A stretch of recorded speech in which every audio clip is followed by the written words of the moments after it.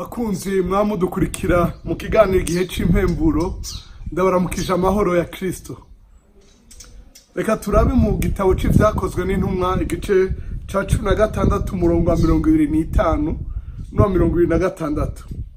Ivyakozwe n'intumwa igice ca 16 umurongo wa 25 no 26 handitse ngo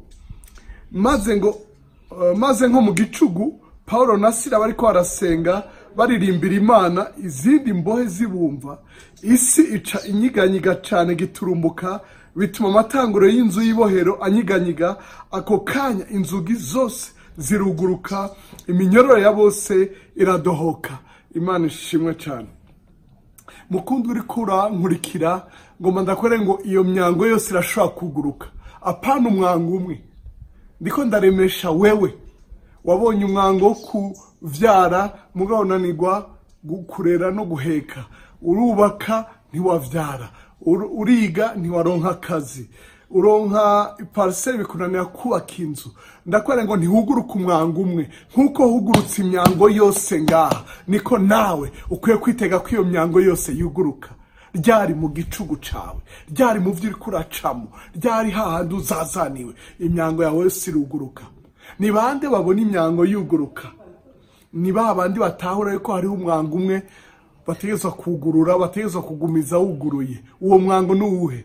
Wa mwango gusenga. Barabugaranye mwibohero, barugara hose, barashya mu mpatane z'ibiti. Ariko Paulo atahura ko ari umwango uja mu ijuru tugaye. Hagati mu gicugu arasenga, araririmba n'abandi babumva. Uwo mwango wuguruye vyace vyuguruye indi myango yose.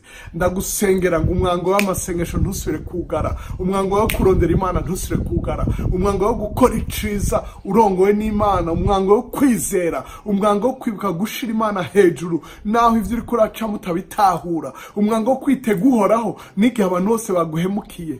Uwo mwango ugume wuguruye, birugura ya myango yose, apana umwango umwe wuguruka iyindi kugara, apana imyango ibiri itatu ikaguma yugaye. Imyango yose, imyango yose, Imana ikugurira imyango yose mu bushobozi bwayo, mu bwiza bwayo, mu cubahiro cayo, kubw'umunezero wawe. Mu izina rya Yesu murakoze kudutega yombi.